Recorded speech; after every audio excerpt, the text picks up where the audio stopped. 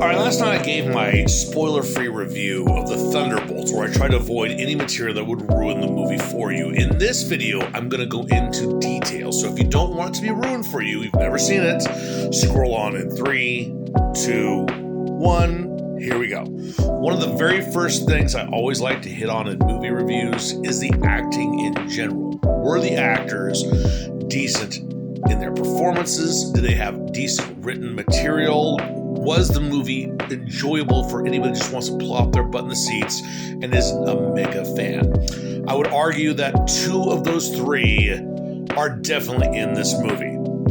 The performances were definitely well acted. The individual plot points could be watched for somebody that hasn't watched decades and decades of material. And the only kind of failing in it is that some of the jokes may or may not land depending on your style of humor. That being said, overall it was not a poorly acted movie, truly. Next, let's get into characters. And there's one in here that surprised even me in how pivotal she is to the entire story. Something pointed out by my sister, actually, that I missed. And you can put that up to being a flaw in the movie or not. We'll get into that. But the individual characters are interesting when you put it through the message being conveyed in the movie. Now, the message is not some woke message. It's not some overall political talking point that's bludgeoned over your head. It's subtly woven through the movie. And in that, I would argue it actually adds cohesiveness, that there's this emptiness, loss, addiction, the overall feeling of just bleakness of life, and these individuals are damaged by that and are trying to overcome it. I think it actually adds to the movie, believe it or not.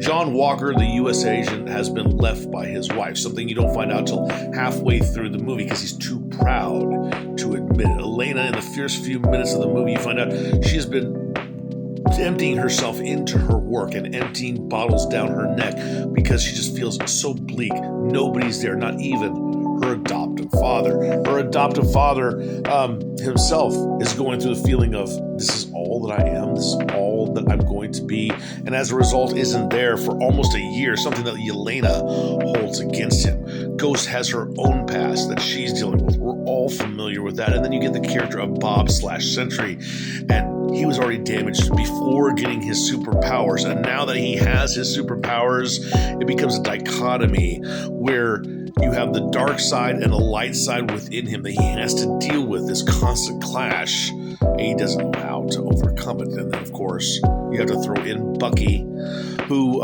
has his own past where he has done things he does not like. He's had to try to overcome that, and it's just part of who he is. All of these individuals have a definite dossier on the emotional spectrum that add to the message being conveyed.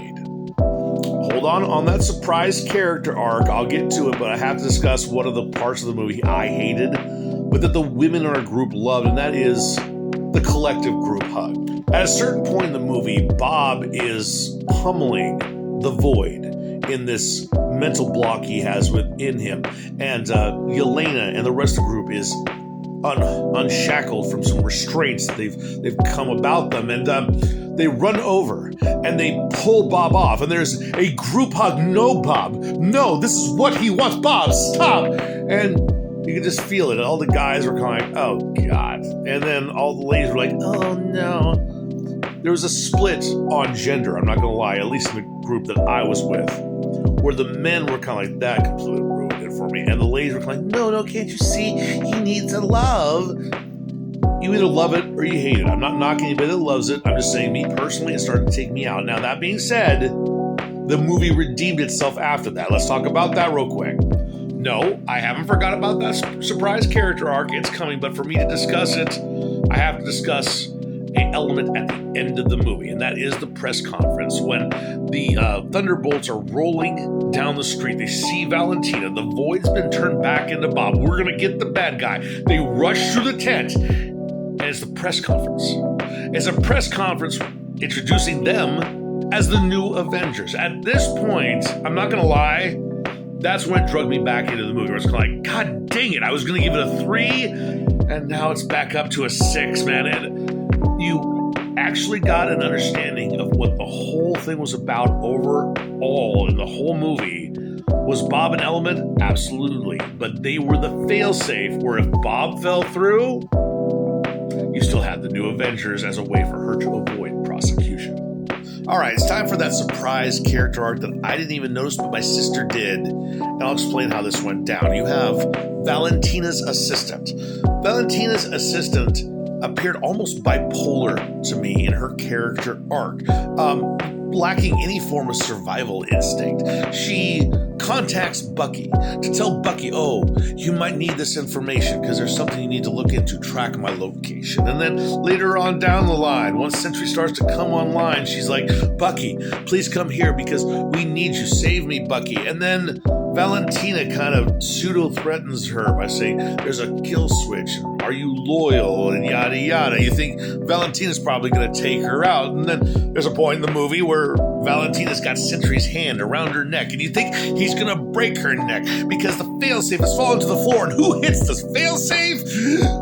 The assistant hits the failsafe. I'm like, what are you doing? Do you have any survival? Let him kill her so you can live. But no, that's not what she did. And it was only at the press conference that her character arc made sense.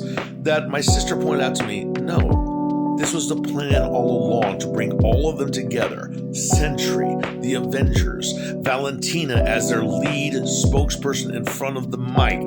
This was the plan all along, and this is the reason why she didn't let Sentry break that woman's neck. To be honest, I have mixed feelings about this character. On the one hand, if Kevin Feige actually intended it as the arc, kudos, applause. I mean, it was a very subtly woven character arc. However, sir, I have to say, for those of us that are more of a Neanderthal mind frame, you might have had like one line to spell out that this was the fallback position or this is what I actually wanted. In the end, though, do I think that it really lends to the movie? Yeah, I think it gives you a surprise character arc that you can get into, you can debate, we can discuss. I like it. Now, I would be remiss if I did this video and didn't dive a little bit into the character of Bob. Bob/Sentry is an interesting character. He is Marvel's Superman, and they are doing their best to give him an almost multiple personality disorder style character arc. And there is a portion in this movie where you get to see how powerful this individual can be when he manhandles all of the Thunderbolts by himself. It further gets escalated when he is given the failsafe and rises up again as the Void and begins to lay waste and is shown to be a global, if not universal level threat.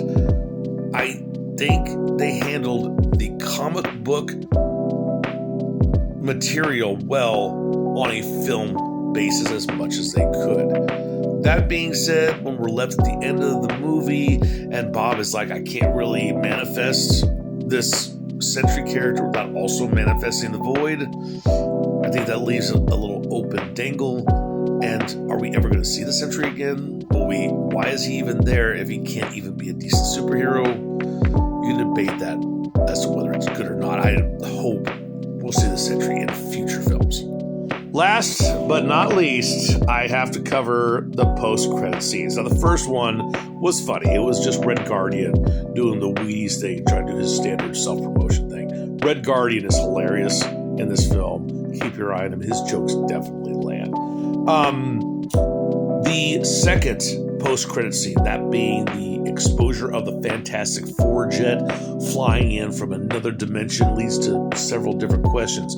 Is this another universe? Did they just completely flip over? Is that how we're getting Doctor Doom in the same universe? Yada, yada. Remains to be seen. I, for the record, am not hopeful about the future Fantastic Four movie. They've tried this twice. Both those movies stunk, and Pedro Pascal is older than dog snot. You might get 1-2 movies out of him, and then I'm just not going to buy him as a 20-something-year-old Reed Richards. I don't know. Anyway, that is my coverage of the Thunderbolts movie. Hope you enjoyed it.